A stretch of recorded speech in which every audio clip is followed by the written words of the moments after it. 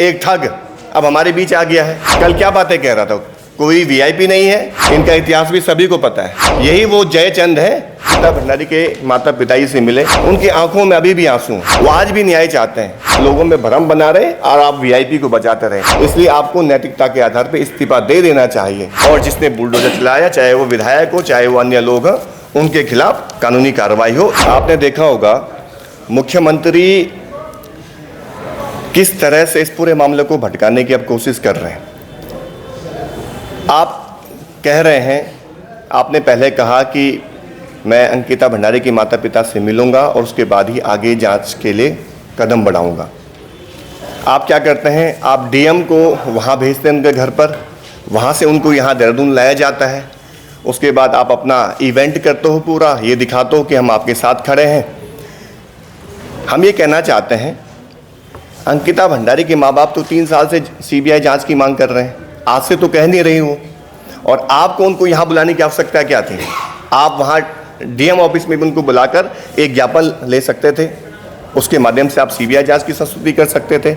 लेकिन आपको सिर्फ इवेंट करना है, आपको दिखाना है लोगों को कि हम साथ में खड़े हैं और जो आप मांग कर रहे हैं उस पर हम आगे बढ़ाएंगे। आज मैं उनका एक स्टेटमेंट और दिख रहा था मुख्यमंत्री का, वो कह रहे हैं कि कुछ लोग इस राज्य में अराजकता का माहौल बना रहे हैं, आगजनी कर रहे हैं, भ्रम की स्थिति पैदा करना चाहते हैं। मुख्यमंत्री को कहना चाहिए किसने यहाँ पर आगजनी की है, एक घटना बता दीजिए। लोग शांतिपूर्ण तरीके से इस आंदोलन कर रहे हैं, वो कह रहे हैं कि आगजनी कर रहे हैं, भ्रम फैला रहे हैं, वो कह रहे हैं कि माहौल खराब कर रहे हैं।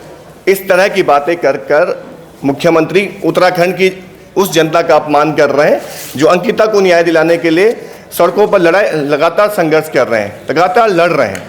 ये सीधे तौर पर मैं कहूँगा। और जो आपने देखा, एक ठग अब हमारे बीच आ गया है, वो ठग भी इस मामले को भटकाना चाहता है दर्शन भारती के रूप में। कल क्या बातें कह रहा था, कोई वीआईपी नहीं है, सीबीआई जांच होती है तो फिर इसमें कहीं ना कहीं जो आरोपी जेल में है वो बाहर छूट सकते हैं। तो जिस तरह से वो बयानबाजी कर रहे हैं, जिस तरह से बातें कह रहे हैं, इनका इतिहास भी सभी को पता है।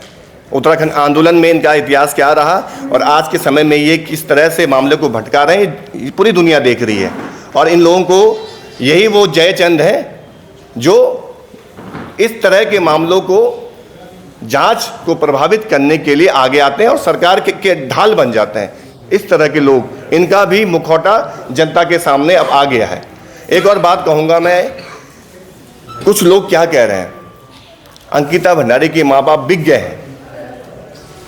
आज हम सुबह अंकिता भंडारी के माता पिताजी से मिले, उनकी आंखों में अभी भी आंसू हैं, वो आज भी न्याय चाहते हैं, वो रो रहे हैं। और हमारे बीच के लोग कह रहे हैं कि वो बिक गए हैं, कोई कह रहा है 1 करोड़ में बिक गए हैं, कोई किसी तरह की बातें कह रहे हैं। मैं साफ तौर पे कहना चाहता हूं, जो भी लोग इस तरह से बातें कर रहे हैं, ऐसे समाज में इस तरह से भ्रम फैला रहे हैं, उन्हें ऐसा नहीं करना चाहिए।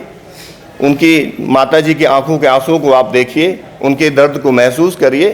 वो लोग आज भी, देखिए, मैं आज जब सुबह हम उनसे मिले तो उसके बाद वो एम्स चले गए, उनकी तबीयत बहुत ज़्यादा ख़राब है, कभी स्थितियाँ उनकी बहुत अच्छी नहीं है।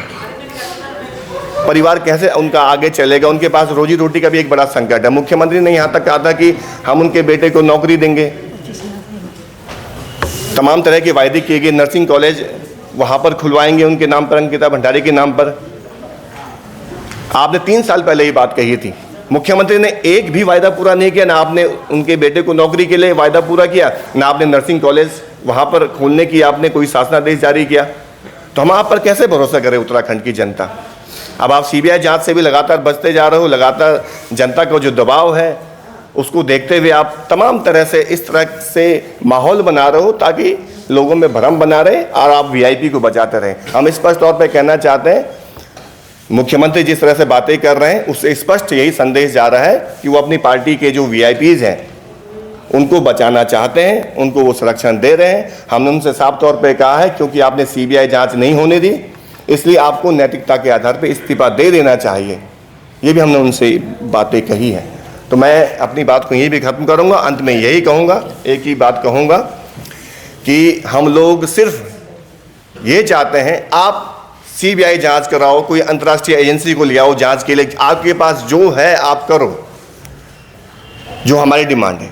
लेकिन हमें वो वीआईपी सलाखों के अंदर चाहिए। जब तक वो अंदर नहीं गया, सीबीआई जांच भी होती है तो भी ऐसा नहीं कि मूवमेंट खत्म हो जाएगा, तब भी हम लोग सड़कों पर रहेंगे और सीबीआई से ये उम्मीद करेंगे कि वो निष्पक्ष जांच करे और जिसने बुलडोजर चलाया, चाहे वो विधायक हो चाहे वो अन्य लोग हों, उनके खिलाफ कानूनी कार्रवाई हो। इसके साथ ही साथ जैसे कमला दीदी ने कहा, 11 जनवरी के दिन पूरे उत्तराखंड बंद करने का आह्वान किया गया है। लगातार व्यापारिक संगठनों से वार्ताएं हमारी हो रही हैं, उनके फ़ोन भी आ रहे हैं, सभी लोग इस समर्थन में के लिए तैयार हो रहे हैं। उन्होंने कहा कि अंकिता हमारी अपनी बहन है, हमारे अपने बेटी है, उसके सम्मान के लिए हम सब लोग अपने व्यापारिक प्रतिष्ठान बंद रखेंगे। फिर भी हम उनसे अपेक्षा करते हैं, जहाँ तक हमारा संदेश पहुँच रहा है, कि आप लोग स्वेच्छा से अपने व्यापारिक प्रतिष्ठान बंद रखें और 10 जनवरी को पूरे उत्तराखंड में जिस भी शहर में, जिस भी गांव में, जिस भी कस्बे में आप लोग रह रहे हैं, आज की इस प्रेस कॉन्फ्रेंस के माध्यम से, आपके मीडिया के माध्यम से मैं यही अनुरोध करूंगा तमाम साथियों से, आप 10 जनवरी की शाम आप जिस भी हिस्से में हो प्रदेश के, आप मशाल जुलूस जरूर निकालें। बहुत बहुत धन्यवाद।